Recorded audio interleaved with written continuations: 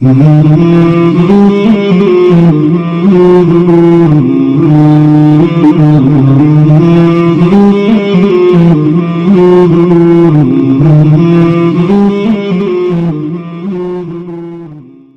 میں بہت سارے لوگ جو ہمارے یہاں پر بچے، بوڑھے، مرد و خواتین سب اس میں شامل ہے، اپنے منہ میں تھوک جمع کرتے ہیں بہت سارا، پھر اس کو کیا کرتے ہیں؟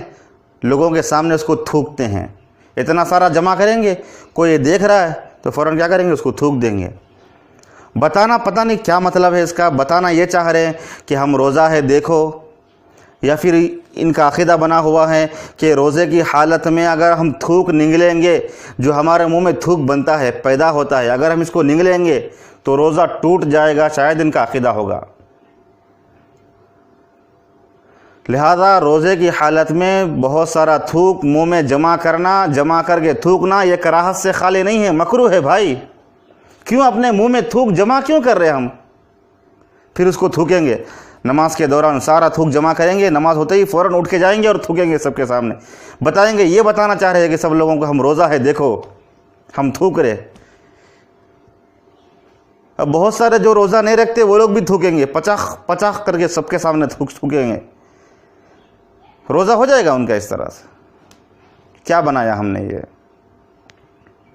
بھائی روزے کی حالت میں اگر ہم منہ میں تھوک جمع کریں گے، جمع کر کے بہت سارا جمع کر کے تھوکیں گے تو یہ تو مکروہ ہے، یہ کراہت ہے اس طرح کرنا۔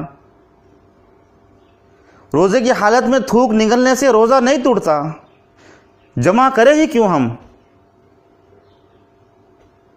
لہذا جو ہمارے منہ میں لعاب پیدا ہوتا، جو ہمارے منہ میں تھوک بنتا ہے، پیدا ہوتا ہے، اس کو نگلتے جائے بس۔ اس کو جمع کر رہے بہت سارا، پھر تھوک رہے۔ اور بہت سارے لوگ یہ سمجھتے ہیں کہ روزے کی حالت میں انجیکشن لینا، اس سے روزہ فاسد ہو جاتا ہے۔ یہ بھی غلط ہے۔ روزے کی حالت میں انجیکشن لینے سے روزہ فاسد نہیں ہوتا، ٹوٹتا نہیں روزہ۔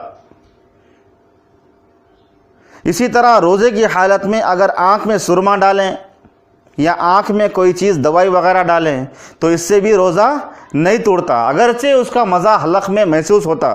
اگر ہم سرما ڈالیں گے یا دوائی ڈالیں گے آنکھ میں تو اس کا مزہ حلق میں محسوس ہوگا، لیکن اس سے روزہ ٹوٹے گا نہیں، کیونکہ اس کا تعلق ڈائریکٹ معدے تک پہنچنے کے لیے ڈائریکٹ کوئی راستہ نہیں ہے۔ اسی طرح اگر ہم کان میں دوائی ڈالیں گے یا ناک میں دوائی ڈالیں گے تو اس سے روزہ فاسد ہو جاتا ہے، کیونکہ اس کا تعلق دماغ سے اور معدے سے ہے۔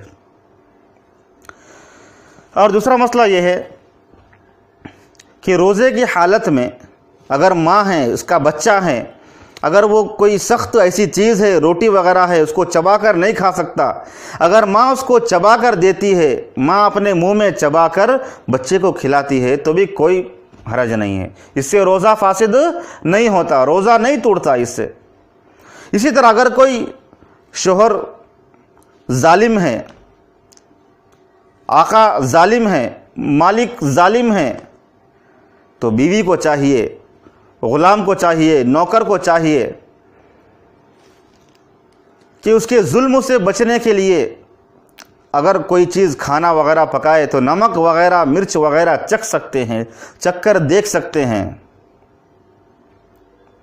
اس کی بھی اجازت ہے، اس سے بھی روزہ فاسد نہیں ہوتا۔ تو اس طرح کے بہت سارے مسئلے ہیں، بعض مسئلے ایسے ہیں جس سے روزہ ٹوٹ جاتا ہے، بعض مسئلے ہیں روزہ نہیں۔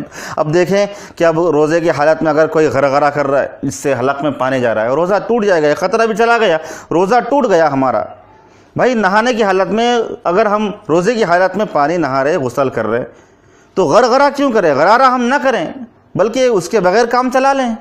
تو اسی طرح روزے کی حالت میں وضو کر رہے ہیں تو غرارہ ہم نہ کریں، غرغرہ نہ کریں، اس کے بغیر ہی کام چلا لیں ہم۔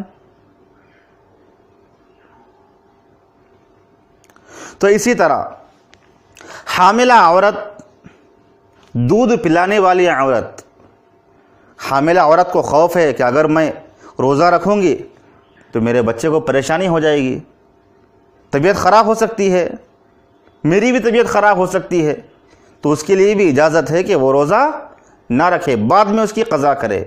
اسی طرح دودھ پلانے والی عورت، مرضعہ عورت، اس کو خوف ہے کہ اگر میں روزہ رکھوں گی تو بچے کو دودھ نہیں آئے گا، تو پریشانی ہو جائے گی، اس لیے اس کو بھی اجازت ہے کہ وہ روزے کی قضا بعد میں کرے۔